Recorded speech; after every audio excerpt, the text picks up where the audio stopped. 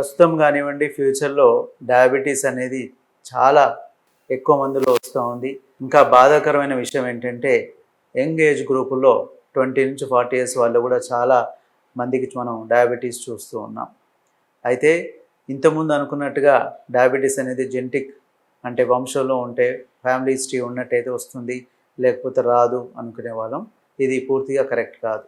మనం తినే అలవాటు, మనం తీసుకునే ఆహారము, తర్వాత మనం చేసే ఫిజికల్ యాక్టివిటీ, మన యొక్క ఫుడ్ హ్యాబిట్స్, మన స్లీప్ ప్యాటర్న్స్, ఉండే స్ట్రెస్ లెవెల్స్, వీటిని బట్టి కూడా డయాబెటీస్ వస్తుందని కూడా మనకు తెలుసు.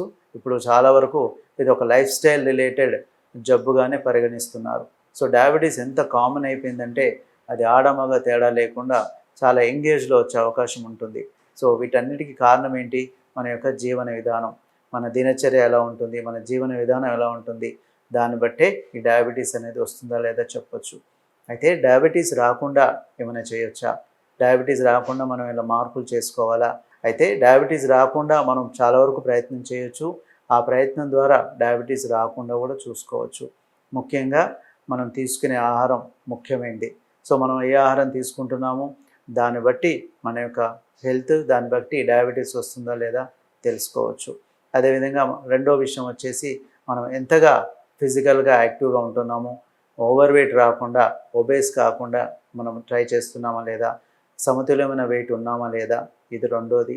మూడోది వచ్చేసి మన యొక్క స్ట్రెస్ లెవెల్స్ని మనం కంట్రోల్ చేసుకోగలుగుతున్నామా లేదా అనే దాన్ని బట్టి కూడా డయాబెటీస్ని మనం రాకుండా చేసుకోవచ్చు. అయితే ఈ మూడు కూడా ఇందులో మన ఆహార విషయాల్లో ఇది అందరికీ తెలిసిందే. అయినా కూడా మనకి ఇప్పుడు ఉన్నట్టయితే చాలామంది ఇప్పుడు సూపర్ మార్కెట్లు వెళ్ళినా సరే, ఎక్కడికి వెళ్ళినా సరే అన్నీ కూడా ప్యాకేజ్డ్ ఫుడ్స్ ఉన్నాయి. ఈ ప్యాకేజ్డ్ ఫుడ్స్ అనేది ఖచ్చితంగా ప్రమాదకరమే.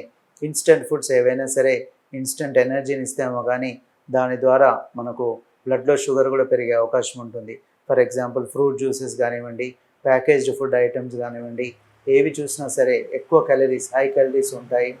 దాంతో పాటుగా మనకు ఈ షుగర్ని కూడా బ్లడ్లో పెరిగే అవకాశం ఉంటుంది. ఫర్ ఎగ్జాంపుల్ పొటాటో చిప్స్ కానివ్వండి, ఫ్రూట్ జ్యూసెస్ కానివ్వండి, రకరకాల ఈ చాక్లెట్స్ కానివ్వండి, రకరకాలుగా ఉన్న బిస్కెట్స్ కానివ్వండి, రకరకాలుగా మనం చూసిన ఈ తినుబండారాలు కానివ్వండి, ప్యాకేజ్డ్ ఫుడ్స్, ఇవన్నీ కూడా ఇన్స్టెంట్ ఎనర్జీని ఇస్తాయి.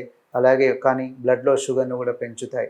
సో మనం తీసుకునే ముందు ఒక్కసారి ఆలోచించాలి, వీటి వల్ల బ్లడ్లో షుగర్ ఏమైనా పెరుగుతుందా, నేను ఏమైనా వెయిట్ పెరుగుతానా, ఎన్ని క్యాలరీస్ ఉన్నాయి అనేది ఒకసారి ఆలోచించాల్సిన అవసరం ఉంది. ముఖ్యంగా ఇప్పుడు ఒక ఫ్రూట్ జ్యూస్ ఉంది, దాని బదులు మనము మామూలుగా చూసినట్టయితే ఫ్రూట్స్ తీసుకోవాలి.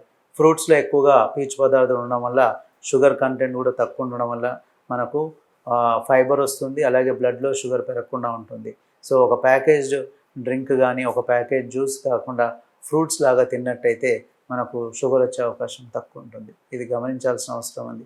అదేవిధంగా హై క్యాలరీ ఫుడ్స్ ఏవైతే ఉంటాయో, మనం తినే హై క్యాలరీ ఫుడ్స్ కానీ, జంక్ ఫుడ్ కానీ, అందులో కూడా ఫ్యాట్ కంటెంట్ ఎక్కువ ఉంటుంది, కార్బోహైడ్రేట్ కంటెంట్ ఎక్కువ ఉంటుంది.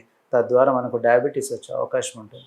అందుకని ఎక్కువగా ప్రోటీన్ ఉండే ఫుడ్ని ఎక్కువగా ప్రిఫర్ చేయడము, కార్బోహైడ్రేట్స్ అంటే కాంప్లెక్స్ కార్బోహైడ్రేట్స్ అంటాం, ఓట్స్ లాంటివి, ఓట్ మీల్ లాంటివి, పాప్కార్న్, ఇటువంటి కొన్ని ఏదైతే ఎక్కువగా కాంప్లెక్స్ కార్బోహైడ్రేట్స్ కానీ హోల్ గ్రెయిన్స్ లాగా ఉండేవి, మైదావి కాకుండా, వైట్ రైస్లా కాకుండా బ్రౌన్ రైస్ లాంటిది, అలాగే కినోవా రైస్ లాంటి రకరకాలుగా మనము ఈ కాంప్లెక్స్ రూపంలో కార్బోహైడ్రేట్స్ తీసుకున్నట్టయితే మనం షుగర్ రాకుండా కూడా కాపాడుకోవచ్చు. సో మనం తీసుకునే అలాగే డ్రై ఫ్రూట్స్ కానివ్వండి, ఎక్కువగా డ్రై ఫ్రూట్స్ తినడం వల్ల కూడా ఆ ప్రోటీన్, ఫ్యాట్ కంటెంట్ ప్రాపర్గా వచ్చి మనకు షుగర్ కూడా పెరగకుండా చేస్తాయి. అలాగే మీకు చెప్పినట్టుగా ఫైబర్, పీచు పదార్థాలు ఎక్కువగా ఉండేవి ఎందులో ఉంటాయి? వెజిటేబుల్స్లో ఉంటాయి. అలాగే ఆల్ వెజిటేబుల్స్ కానీ, ఫ్రూట్స్ కానివ్వండి, వీటిలో ఎక్కువగా ఫైబర్, పీచు పదార్థం ఉంటుంది. సో వీటి ద్వారా సలాడ్స్లో కూడా ఎక్కువగా ఉంటాయి. సో ఇవి ఎక్కువ ఫ్రీక్వెంట్గా తీసుకోగలిగితే ఖచ్చితంగా మనకు బ్లడ్లో షుగర్ పెరగకుండా ఉంటుంది. సో అందుకని మనం తీసుకునే ఆహారం ఏదైతే ఉంటుందో, మన యొక్క ఈ కాంప్లెక్స్ కార్బోహైడ్రేట్స్ కానీ, రిఫైన్డ్ షుగర్స్ కానీ, ఇటువంటివి తీసుకోకుండా కాంప్లెక్స్గా కార్బోహైడ్రేట్స్, ప్రోటీన్స్ అడిక్వేట్గా తీసుకుంటూ ఫ్యాట్ కంటెంట్ ఉన్నవి తగ్గించుకున్నట్టయితే ఖచ్చితంగా వెయిట్ పెరగము. వెయిట్ పెరగకుండా ఉన్నట్టయితే డయాబెటీస్ కూడా వచ్చే అవకాశం తక్కువ ఉంటుంది. సో దీని తోడుగా మనం ఈ చాలా వరకు సాఫ్ట్ డ్రింక్స్ కానివ్వండి, బేవరేజెస్ అన్నీ కూడా బాగా తగ్గించుకోవాలి. అవి ఎక్కువగా తీసుకున్న వాళ్ళు డయాబెటీస్ వచ్చే అవకాశం ఉంటుంది. సో ఇది మీరు గమనించినట్టయితే బాగా మనం తీసుకునే ఆహారము, మన సెలెక్షన్ ఆఫ్ ఫుడ్ ఐటమ్స్, వాటిని బట్టి మన యొక్క డయాబెటీస్ అనేది, బ్లడ్లో షుగర్ అనేది నిర్ధారణ అయ్యే అవకాశం ఉంటుంది. దాంతోపాటుగా ఫిజికల్ యాక్టివిటీ మీకు తెలుసు, బాగా ఎక్కువగా ఫిజికల్గా యాక్టివ్ ఉండడం, జాగింగ్ కానీ, వాకింగ్ కానీ, స్విమ్మింగ్ కానీ, ఏదో రకమైన ఆట ఆడడం కానీ, ఫిజికల్గా అట్లీస్ట్ ఒక హాఫ్ అన్ అవర్ 40 మినిట్స్ చేయగలిగితే డయాబెటీస్ కూడా దూరంగా ఉంటుంది. డయాబెటీస్ రాకుండా కూడా మనం చేసుకోవచ్చు. ఇది లైఫ్ స్టైల్ అంటాం, లైఫ్ స్టైల్ ప్రివెన్షన్ అంటాం. ఈ లైఫ్ స్టైల్ ప్రాపర్గా ఉండడం వల్ల ఖచ్చితంగా డయాబెటీస్ రాకుండా కూడా చూసుకోవచ్చు. దాంతో పాటుగా మనకు స్లీప్ ప్యాటర్న్స్, ప్రాపర్ స్లీప్ అనేది చాలా అవసరం. అట్లీస్ట్ 7 to 8 అవర్స్ స్లీప్ ఉండడం ద్వారా కూడా మనం డయాబెటీస్ను దూరం చేసుకోవచ్చు. అలాగే వెయిట్ కూడా పెరగకుండా ఉంటామని స్టడీసే చెప్తా ఉన్నాయి. సో మన స్ట్రెస్ లైఫ్ని కూడా, ఈ వర్క్ ప్రెషర్ కావచ్చు, ఏదైనా కెరియర్ ఓరియంటెడ్ కావచ్చు, స్ట్రెస్ ఎక్కువ ఉండడం వల్ల కూడా యాంగ్జైటీ వల్ల నర్వస్ సిస్టమ్ యాక్టివేట్ కావడము, అలాగే బ్రెయిన్లో కెమికల్స్ ఫ్లక్చుయేషన్స్ ఉండడం, అదేవిధంగా నెగిటివ్ థాట్స్తో మన యొక్క ఈ స్ట్రెస్ హార్మోన్స్ ఎక్కువగా పెరగడం వల్ల కూడా షుగర్ వచ్చే అవకాశం ఉంటుంది. సో అందుకని ఇవి కూడా మీరు చూసినట్టయితే మనం తినే ఆహారం ఒకటి, ఫిజికల్గా యాక్టివ్గా ఉంటూ, మన స్లీప్ ప్రాపర్గా ఉంటూ, స్ట్రెస్ లెవెల్స్ని సాధ్యమైనంతగా తగ్గించుకోగలిగితే మనకు డయాబెటీస్ రాకుండా ఉంటుంది. అండ్ ఖచ్చితంగా ఆ పరంగా మనం ముందుకెళ్ళొచ్చు. అండ్ రెగ్యులర్గా ఇవి ప్రాక్టీస్ చేయగలిగితే ఇవన్నీ కూడా మనకు లాంగ్ టర్మ్గా డయాబెటీస్ రాకుండా చూసుకోవచ్చు. అండ్ ఫ్యూచర్లో మనం ఆరోగ్యంగా ఉంటాము.